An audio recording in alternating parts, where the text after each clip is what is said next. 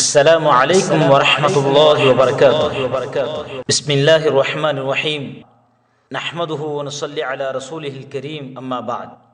இந்த பாடத்தில் நாம் பார்க்க இருப்பது குர்ஆன் என்றால் என்ன, குர்ஆன் என்ற எழுத்தும் அதை உச்சரிக்கக்கூடிய முறையும், குர்ஆனுடைய அமைப்பு, குர்ஆனுடைய மொழிபெயர்ப்பு, குர்ஆனின் ஒலிபெயர்ப்பு டிரான்ஸ்லிட்ரேஷன் என்பதாக சொல்லப்படும், குர்ஆனின் உள்ளடக்கம், குர்ஆனுக்கு நாம் செய்ய வேண்டிய கடமைகள். குர்ஆன் என்றால் என்ன? அல்லாஹ்விடமிருந்து இறுதி இறை தூதராகிய முஹம்மது ஸல்லல்லாஹு அலைஹி வஸல்லம் அவர்களுக்கு ஜிப்ரீல் அலைஹிஸ்ஸலாம் எனும் வானவர் மூலம் 23 ஆண்டுகளில் தேவைக்கேற்ப வாய்மொழியாக அரபி மொழியில் அருளப்பட்டது. குர்ஆனுடைய வசனங்கள் இறங்கிய பிறகு நபி ஸல்லல்லாஹு அலைஹி வஸல்லம் அவங்க தன்னுடைய சஹாபாக்களிடத்தில் இந்த வசனங்களை ஓதி காண்பிச்சு அந்த வசனங்களை அவங்கள எழுதி கொள்ள சொல்லுவாங்க. அந்த காலத்தில் இருந்த வசதிக்கு ஏற்ற மாதிரி மரப்பட்டைகள், பெரிய இலைகள், மிருகங்களுடைய பட்டையான எலும்புகள், மிருகங்களுடைய தோள்கள், லெதர், பட்டையான கற்கள் போன்ற பொருட்களில் சிலர் எழுதி கொள்வாங்க, சிலர் அதை மனப்பாடம் செஞ்சிருவாங்க. மனப்பாடம் செய்கிறத ஒரு இபாதத்து, ஒரு வணக்கம் என்று போதிக்கப்பட்டது.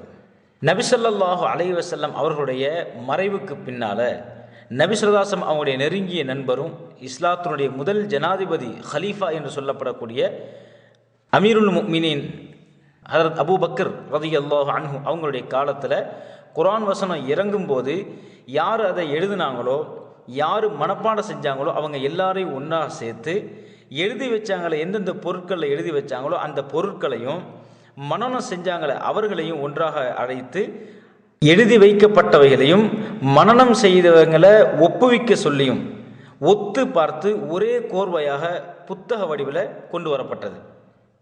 இது அன்றைய காலத்தினுடைய நிலைமை. அதற்கு பிறகு ஒவ்வொரு காலத்தினுடைய விஞ்ஞானம், அறிவியல், டெக்னாலஜியுடைய முன்னேற்றத்தை பொறுத்து தரமுள்ள காகிதங்கள், அழகிய வண்ண எழுத்துக்கள், கலர்டு குர்ஆன் சொல்லி வருது. பிறகு சாஃப்ட்வேர், ஆன்லைன் ரீடிங், இன்டர்நெட்டில் குர்ஆனை ஓதி கற்றுக்கொள்வது, ஆண்ட்ராய்டு ஆப்ஸ், அப்ளிகேஷன்ஸ், இன்றைக்கி யூஸ் பண்ணக்கூடிய இந்த மொபைல் ஃபோன், அதில் இன்றைக்கி குர்ஆன் வந்துருச்சு. டிஜிட்டல் குர்ஆன் ரீட் பென், அதாவது குர்ஆன் இருக்கும், ஒரு பேனா மாதிரி இருக்கும், அது டிஜிட்டல். அந்த பேனாவை அந்த குர்ஆனில் எந்த எழுத்தில் வைக்கிறோமோ அந்த அந்த கிராத்தை அது ஓதும், அந்த வசனத்தை அப்படியே அந்த பேனா ஓதி காமிக்கும். வீடியோ மூலமாக, ஆடியோ மூலமாக குர்ஆனை கற்றுக்கொள்ளக்கூடிய வழிகள் இன்றைக்கி இன்டர்நெட்டில் மற்ற ஏராளமான வசதிகள் வந்துருச்சு. அது மட்டும் இல்லாமல் பிரெயில் குர்ஆன் என்று சொல்லப்படக்கூடிய கண் பார்வையற்றவர்களுக்காக, கண் பார்வை இல்லாதவங்க கூட குர்ஆனை ஓத முடியும், அவங்களால பார்த்து ஓத முடியாது. எனவே தொடு உணர்வுகளின் மூலமாக சில பயிற்சிகளுக்கு பிறகு குர்ஆனை அவங்க முறையாக ஓத முடியும், மனப்பாடம் செய்ய முடியும். இன்றைக்கி எத்தனையோ ஆயிரக்கணக்கான மக்கள் கண் பார்வை இல்லைன்னாலும் கூட குர்ஆனை முழுவதுமாக மனப்பாடம் செய்தவங்க இருக்கிறாங்க. இவ்வாறாக எவ்வளவோ முன்னேற்றங்கள், எவ்வளவோ டெக்னாலஜி டெவலப்மெண்ட் வந்தாலும் கூட ஒரு ஆசிரியருக்கு முன்னாடி அமர்ந்து நேரடியாக அவங்க ஓதி கொடுத்து உச்சரிப்புகளை சரி செய்து அவங்கள்ட்ட நம்ம கற்றுக்கொண்டு குர்ஆனை பார்த்து ஓதக்கூடிய அந்த முறைதான் சிறந்தது. அடுத்து குர்ஆன் என்ற எழுத்தும் அதை உச்சரிக்கக்கூடிய முறையும். தமிழில் குர்ஆன் அந்த ஆவண்ணா வரணும். இதை உச்சரிக்கக்கூடிய முறையில் குர்ஆன் என்று தான் உச்சரிக்கணும். குர்ஆன் என்றோ அல்லது குர்ஆன் என்றோ உச்சரிப்பது தவறு. அடுத்து குர்ஆனுடைய அமைப்பு, சூரா என்று சொல்லுவாங்க. இங்கிலீஷில் சாப்டர் என்றும் தமிழில் அத்தியாயம் என்பதாகவும் சொல்லப்படும். சிறிய பெரிய அத்தியாயங்கள், அன்ஈக்குவல் லென்த், 114 சூறாக்கள் குர்ஆனில் இருக்குது. அத்தியாயங்கள் 114, சிலது சின்னதாக இருக்கும், சிலது பெருசாக இருக்கும். ஜுசு, பார்ட் என்று சொல்லுவாங்க, 30 இருக்குது. தமிழில் ஜூஸ் என்று சொல்வது தவறு, ஜுசு, ஜுசு என்று சொல்லணும், பகுதின்னு சொல்லப்படும். ஜுசு அது 30 இருக்குது. ஆயத், வேர்ஸ் என்று இங்கிலீஷில் சொல்லப்படும். தமிழில் வசனம் என்பதாக 6000க்கும் மேற்பட்ட வசனங்கள் இருக்குது. பொதுவாகவே அரபி புத்தகங்களை பொறுத்த வரைக்கும் வலதிலிருந்து இடது பெரட்டணும், ரைட் டு லெஃப்ட். குறிப்பாக குர்ஆனை வலதிலிருந்து இடத்துல பெரட்டணும். குர்ஆனுடைய மொழிபெயர்ப்பு, இன்றைக்கி குர்ஆன் இருக்குது, ஏராளமான மொழிகளில் மொழிபெயர்ப்பு செய்யப்பட்டிருக்குது. இது அல்லாஹ்வால் தேர்ந்தெடுக்கப்பட்டது. மொழி வளமும் இலக்கண இலக்கிய நயமும் சொல் நயமும் நிறைந்தது குர்ஆன். அவரவருடைய மொழி அறிவும் மொழியில் எந்த அளவுக்கு, அந்த லாங்குவேஜில், அரபி லாங்குவேஜில் எந்த அளவுக்கு அவருக்கு ஸ்கில் இருக்குதோ, அந்த பாண்டித்துவம் இருக்குதோ, அது மட்டும் இல்லாமல் மார்க்க அறிவையும் பொறுத்து தான் அவரால் குரானை புரிந்து கொள்ள முடியும். அடுத்தது குரானுடைய ஒளிபெயர்ப்பு, டிரான்ஸ்லிட்ரேஷன். முதல்ல பார்த்தது டிரான்ஸ்லேஷன், இது டிரான்ஸ்லிட்ரேஷன். அதாவது அரபி அல்லாத மற்ற மொழிகளில் அந்த வார்த்தை பெயர்ப்பு, அதாவது ஒளிபெயர்ப்பு செய்வதை இதை தவிர்த்து கொள்ளணும். ஏன்னு சொன்னால் அரபியினுடைய அந்த வார்த்தைகளை வேறு மொழியில் அப்படியே ஒளிபெயர்ப்பு செய்யும் போது முழுவதுமாக நம்ம செய்ய முடியாது, அந்த உச்சரிப்புகளை அப்படியே செய்ய முடியாது. அதனால் எழுத்தினுடைய உச்சரிப்பில் பிழைகள் ஏற்பட்டால் அதனுடைய பொருளில் பிழைகள் ஏற்படும், தவறுகள் ஏற்படும். எனவே அரபி மொழியை முறையாக கற்றுக்கொண்டு அதன் பிரகாரம் நம்ம ஓதுறதுக்கு முயற்சிகள் செய்யணும்.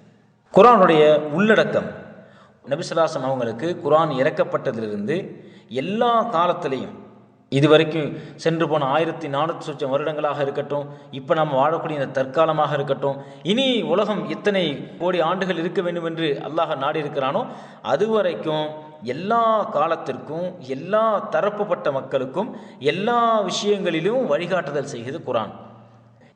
குரானுக்கு நாம் செய்ய வேண்டிய கடமைகள் அப்படின்னு பார்த்தா, முதலாவது குர்ஆனை பிழையின்றி நாம் ஓத வேண்டும். இரண்டாவது பொருளெறிந்து ஓத வேண்டும். மூன்றாவது குர்ஆனுடைய வசனங்களை சிந்திக்க வேண்டும். நான்காவது குர்ஆனுடைய கட்டளையின் பிரகாரம் நம்முடைய வாழ்க்கையை நாம் அமைத்து கொள்ள வேண்டும். ஐந்தாவது பிறருக்கு குர்ஆனை எத்தி வைக்க வேண்டும்.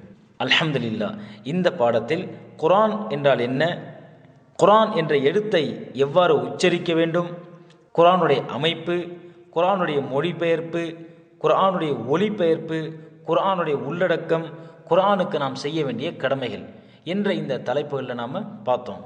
அடுத்த பாடம் வரும் வரை இந்த பாடங்களை நல்ல முறையில் பயிற்சி செய்யவும் அதை பிறருக்கும் சொல்லிக் கொடுக்கவும் அல்லாஹ் ரப்புல் ஆலமீன் நமக்கு அல்லாஹ் விரும்பக்கூடிய இல்மையும் அமலையும் தந்து அல்லாஹ்வுடைய பொருத்தத்துக்கு தகுதி உள்ளவர்களாக நம் அனைவரையும் அல்லாஹ் ஆக்கி அருள் புரிவானாக. வ ஆகிர் தஅவானா அல்ஹம்துலில்லாஹி ரப்பில் ஆலமீன்.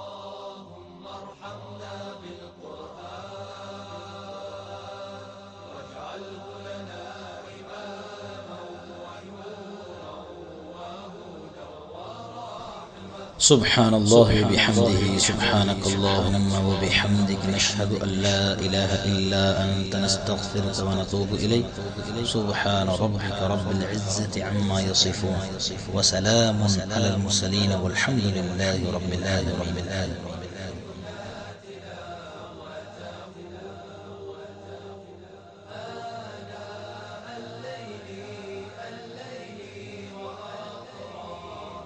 السلام عليكم ورحمة الله وبركاته.